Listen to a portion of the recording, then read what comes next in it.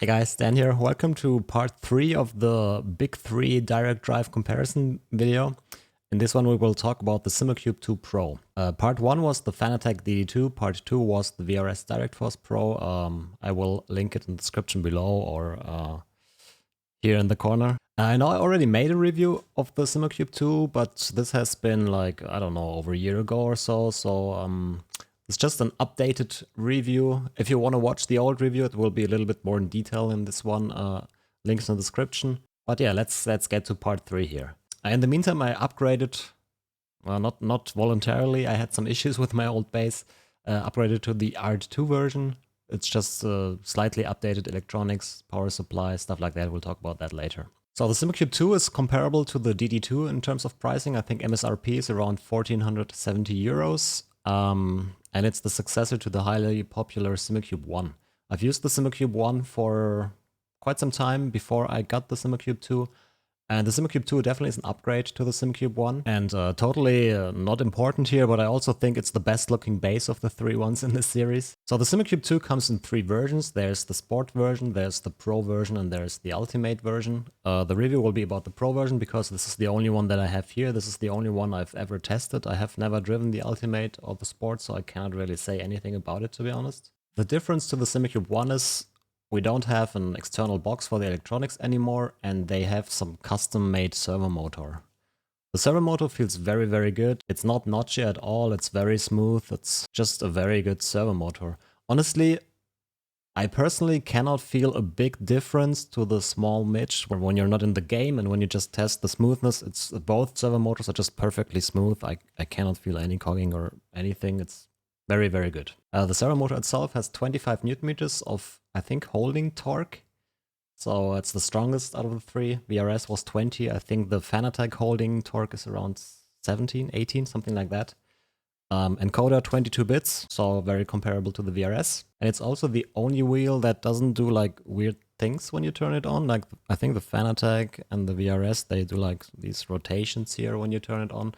The Simucube 2 doesn't do it. I mean, it's not really like a big deal on the Fanatec or the VRS, but I just thought I'll point it out.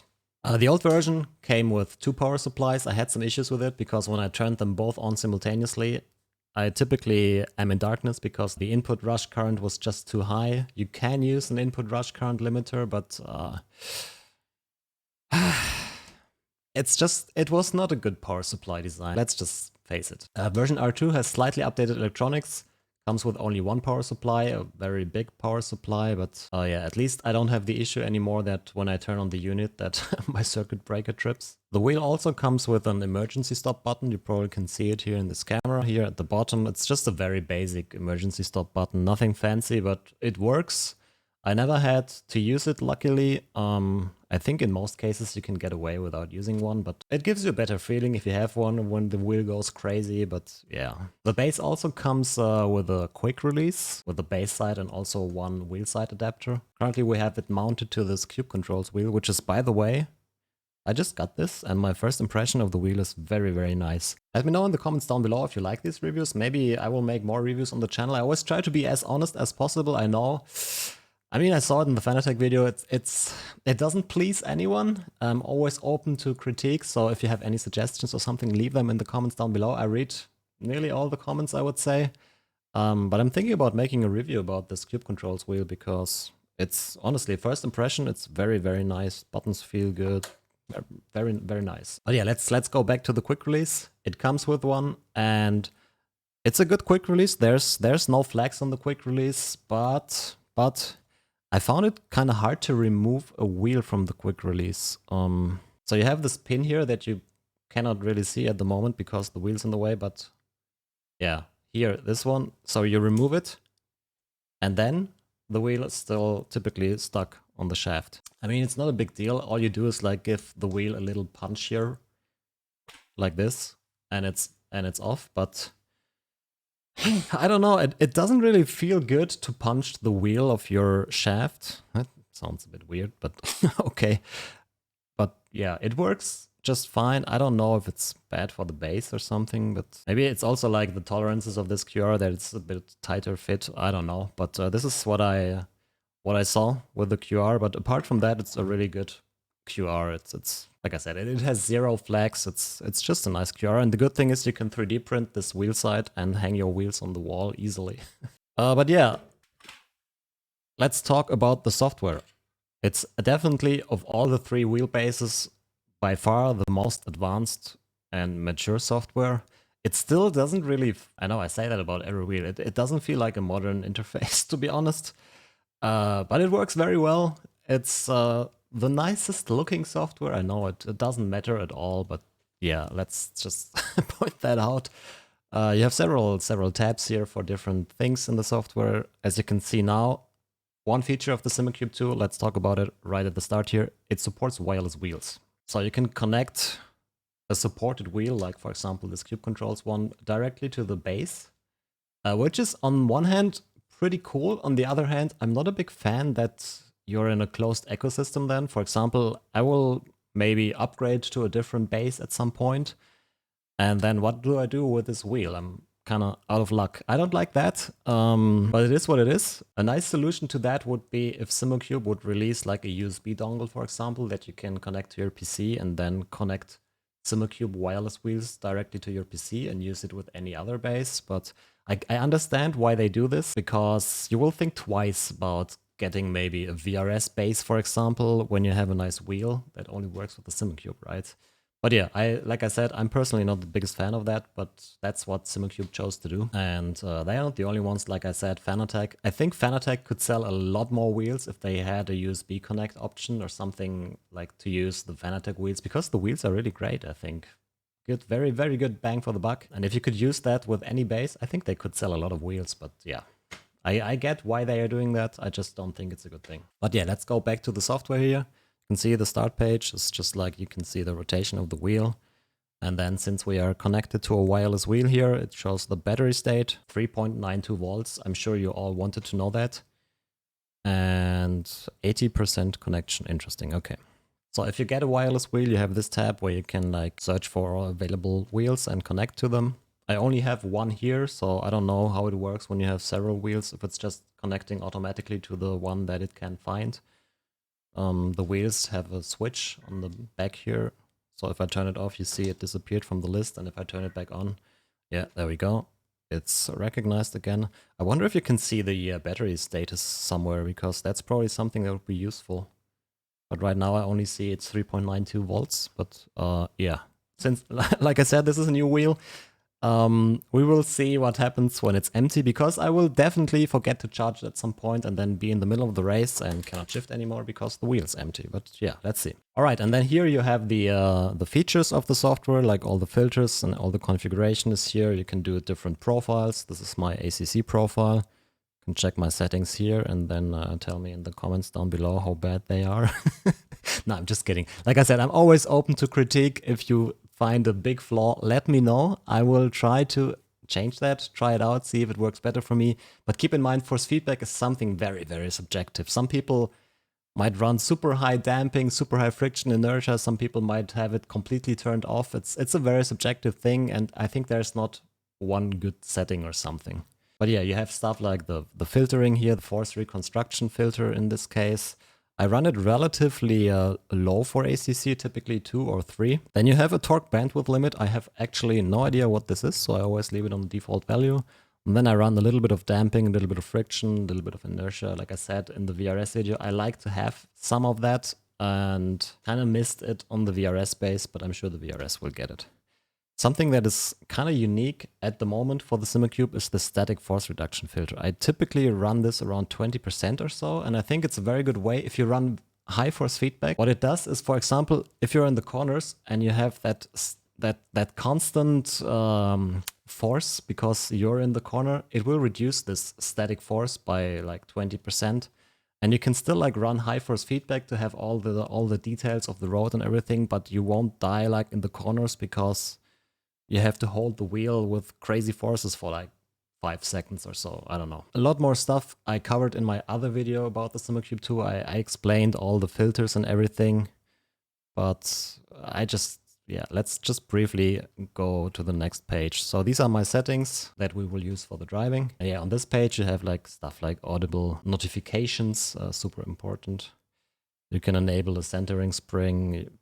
This hands-off detection, I don't know what it's good for. I think it's super annoying. I can highly recommend to turn it off because, in my opinion, it does not really help for anything. It doesn't really work very well for me. I get that hands-off detection, even though my hands are on the wheel. So yeah, not so helpful, right? But yeah, that's basically it for the software. You have like some info tab here, blah, blah, blah, blah. One last thing before we go to the actual driving that I unfortunately had to experience is the support.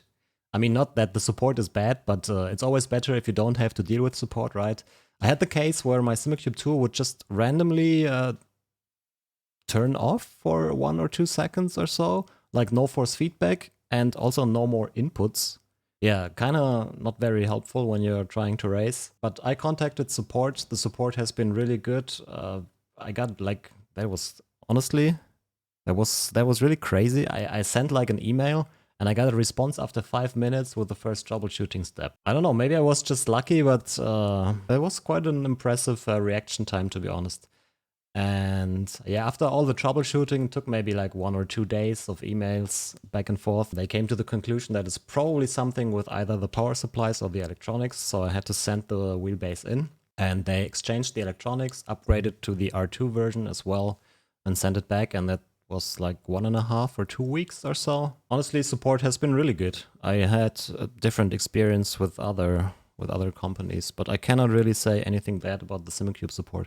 Initially, they told me it takes up to 4 to 6 weeks for the RMA replacement or repair, which would suck, honestly. But it was much quicker. I also had like a replacement unit that SimRacing Bay shipped to me, so I could like continue with streaming and everything. So SimRacing Bay, honestly, if you want anything with Simucube, unfortunately, Tomo doesn't sell the base itself anymore. But he still has like accessories, for example, here, my shaft extension, this one here, is by SimRacing Bay. Super, super nice guy. I can highly recommend SimRacing Bay. So if you want anything with Simucube accessories, check it out. But yeah, that's basically it for the software part. Let's punch the wheel of the quick release. Because like I said in the other videos, we are going to compare it with the same wheel. So we'll just put the GSI wheel on. Okay, again, if you want to put the wheel on, it's just, you see, this is how the wheel side quick release part works, and you just slide it on. Put in the pin, done. Okay, this is not a wireless wheel, so we have to connect the USB cable and punch the microphone in the process. Super important, always got to do that. But yeah, I will load in the game and then we'll talk a little bit about the force feedback while driving the McLaren 720S around Kyalami. Also, isn't it cool that you can have Twitch chat on this wheel's display? Totally a selling point for the wheel, right? Check it out. Gomez Sim Industries FPE. Hashtag disclaimer, I made the electronics, so I'm slightly affiliated. But yeah, great wheels. By the way, the difference between this FPE and the GXL is just that this has screens and LEDs. Apart from that, same shape, same grips. Oh my god. Yeah, thank you, Kunos. And yeah, so it's very comparable to the GXL, so we'll just use this one here for the Simucube 2. Alright, here we are. 720S around Kyalami. Let's start the car. Again, we are at 100% force feedback. I know you don't have to leave a comment down below. It's not the recommended way to run it, but that's what I use. So I think like to have the best comparison of the bases is to run them at the same settings. You will have clipping. Clipping is not necessarily that bad. It's in situations where you have like really high torque peaks. And yeah, with clipping you won't feel those details, but from my experience it's not that bad. And yeah, it's just how I run these bases. I might make like a follow-up video or so with the bases at lower force feedback to see if they feel any different there. Spoiler, they don't. It's just lower force feedback. But yeah, I know it's not ideal, but to have a good comparison, all the bases were run at 100% force feedback. Also, I know 100% force feedback is really strong. I've been doing this for about, I don't know, 2-3 months now or so, and I wasn't able to run a race like with 100% force feedback from the start, so it's like with any sport. You just get better when you do it, so, and it's training basically. But yeah, so very smooth, There's no notchiness, no nothing. Feels great. Let's drive. Low tire pressure, stay clear of the curbs.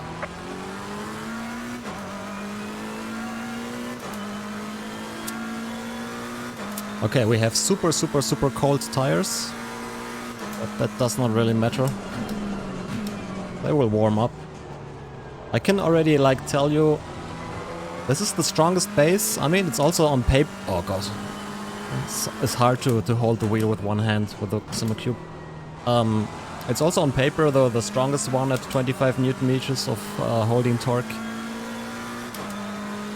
But you notice it's not a big difference. Not a big difference. But noticeable. I also like, I read the comments to the Fanatec video, like linear mode and everything. I still like think, why do you call that mode linear mode? Because you want linear force feedback with a direct drive, so please don't call something linear mode when you're supposed to disable it. But yeah, well, I tested the Fanatec again with the recommended settings. I might make a follow-up video about that. And it's definitely stronger with the linear mode disabled and the force filter thingy at 100, but it still does not compare to the VRS or the Simucube in my opinion. But like, it's not off very much. It's just, it might just be subjectively, I don't know. It's not like a different ballpark or anything, it's just a little bit weaker from what I felt like, but yeah, whatever. But yeah, back to the Simucube, where, I mean, the videos should be about the Simucube. Force feedback feels very good. You can customize it a lot. You can go from very direct force feedback without any filtering to a really polished feel. But I was not able to dial in the rawness that I liked in the VRS force feedback. So it's really very good. But I kind of like that in the VRS, like that pure crazy, pure force feedback.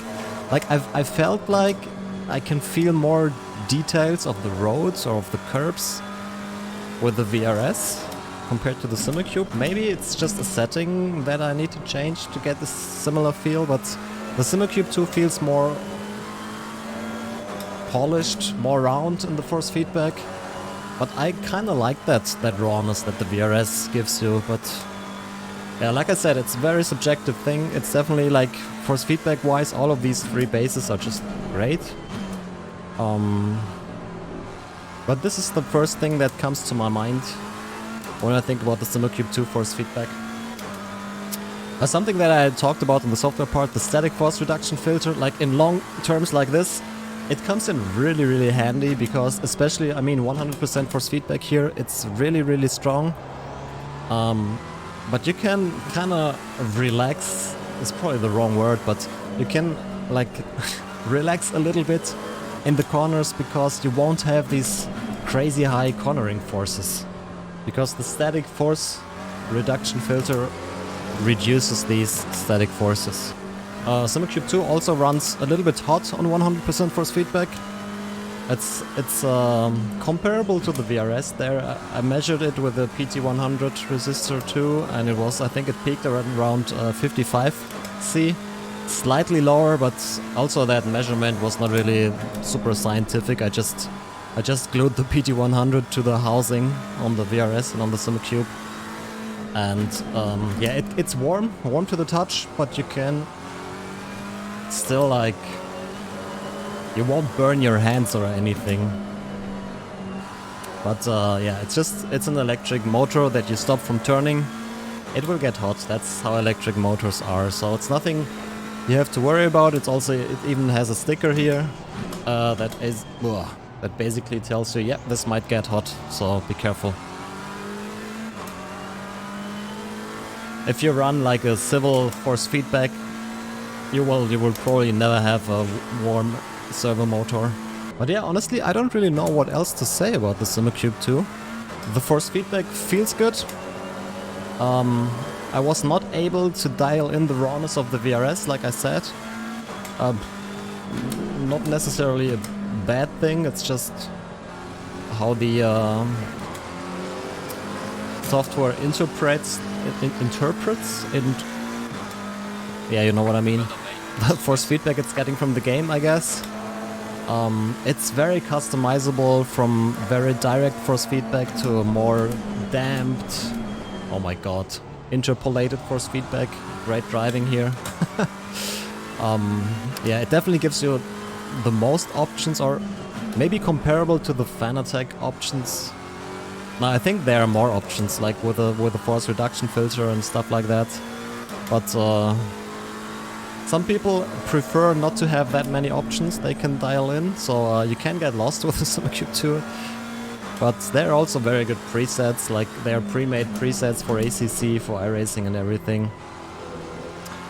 I also tested all the bases on iRacing, by the way. It's just, I kind of think the force feedback on ACC is much superior to the one from iRacing, so I thought to compare a wheelbase, I'd rather use ACC.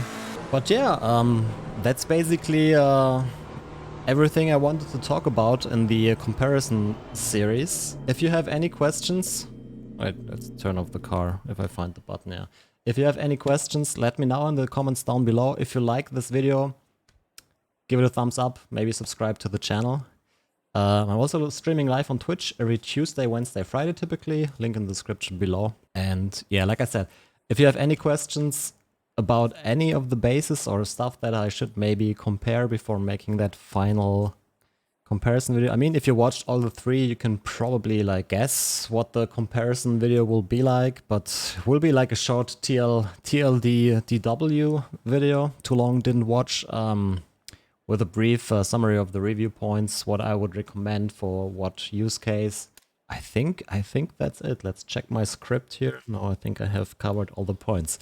So that's it for the video, guys. I hope you liked it, and I hope to see you in the next one. Bye bye.